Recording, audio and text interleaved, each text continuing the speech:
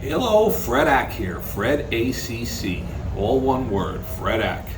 Alrighty, tonight's topic is going to be sports gambling. We got to start getting ready for college football and the NFL. So let's start to dive right into this here. First thing to understand is the point spread. So let's just say the Green Bay Packers are playing the Cleveland Browns. The Green Bay Packers at home, and they're favored by 4 points. They have to win the game by 4 points or more if you bet on Green Bay. If you take the Browns plus 4 points, they could lose by 3 points or 2 points or by a point or win the game outright, and you will win your bet. If the score lands right on 4, 31-27, it's a push for everybody. Everybody gets their money back. So that's why a half a point is very critical, because if you have 4.5 point spread or a 4 point spread, finding that 4 point spread could be very critical financially over the long run. That being said, then on most football games, there's a total. The total points for the game that is scored. So the total could be, let's say, in an NFL game, 44.5 or 48. Same thing applies. If you bet over, it has to go over that total points. Combination of all the teams scoring, both teams. Or if you play the under, the score has to go under. So now let's go into understanding some of this stuff here. Generally speaking, the point spread is designed to acquire the same amount of betting action on both sides of the point spread. So even if the lines maker thinks that the Packers should only be favored by 2 points, it doesn't matter. He's going with a point spread of 4 for something that's going to attract betting on both sides, because they're just being the middleman and making money from accepting the different bets. When it comes to the total, same thing. They're going to come up with a total that's going to entice people right at the middle point that you just don't know which way it's going to go. And many will play over, many will play under.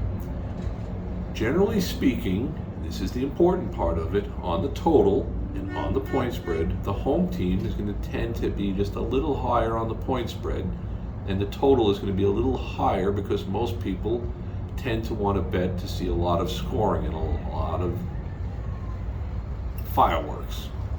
So they understand that, the line makers. So if the point spread should be probably around 44 on the total for an NFL game, they're going to make it somewhere around 45.5, 46.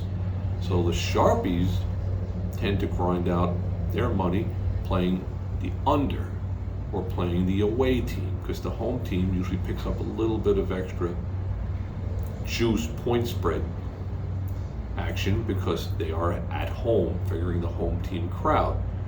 Now let's go a little bit further to understand it all, and let's think about it logically. If you see a certain game on the board, whether it's the NFL, college football, or for that matter a college basketball game. College basketball, you could have Evansville playing against Drake. Evansville is at home. If you see the point spread, Evansville favored by 14, and it starts to drop precipitously down to only 12, which means the bettors are betting strongly on Drake taking the points. The next thing you know, the point spread's down to 11, then 10. There's an axiom in sports gambling: smart money follows smart money. Somewhat similar at the racetrack. If you see a race that's being run with maidens, and many of them are first-time starters, never run before, 6 minutes to go, the 9 horse is 14-1. 3 minutes to go, boom, he goes down to 9-1. And putting him near the starting gate, a minute to go, 0 on the clock, boom, he's down to 4-1. The inside money is betting that horse heavily. They tend to have an insight to what's going on from the inside. Does it mean the horse will win? Does it mean the football game will win? No, it doesn't, but it's interesting to note. So if you see the precipitous drop and you can jump on board on that direction of the line move, you might find yourself in a very, very decent situation where you're getting 12 points and the line is down to 7.5. You could actually play it back the other way, which I put on one of my sports 101s about playing the middle. How to play the middle. You'd have to go back and look at all my different postings. My postings are designed to educate you. Knowledge is power. Once again, I thank you all for being here. My goal is to try to educate people to become better players. Sports gambling is a very, very tough investment. You have to be better than 11 out of every 21 if you're betting the same amount of money. We're going to delve into some different angles to look at in the sports gambling world as we approach the NFL and the college football season, because that's when things really heat up. People really start pounding these games. Be that as it may, I thank you all for being here. This is not financial advice, just something to think about. We're going to delve into horse racing. We're going to be delving into the stock market, understanding the game. The more you understand, the more knowledge, the more power you will have. That's the way the game is played. Knowledge is power. Alrighty, with that being said, the sun is setting. I'm overlooking the Intercoastal. Another beautiful day. Been out here for too long, really enjoying my mini vacation. Alrighty, you notice I've got Uncle Mo, a t-shirt from yesteryear at Gulfstream Park. Uncle Mo is a pretty decent racehorse. Alrighty, so we covered a little bit of sports gambling 101. These are building blocks. The horse racing ones are building blocks, and the stock market ones are building blocks. Stock market 101, sports gambling 101, horse racing, handicapping 101 with a number on it. The first one, the second one, the third one, you can follow along. I'll be posting out quite a bit of stuff.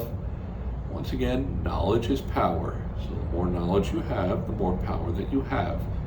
On the sports gambling front, you need to understand that when it comes to like the NFL, you could be sitting in any part of the world. You could be sitting on Mars.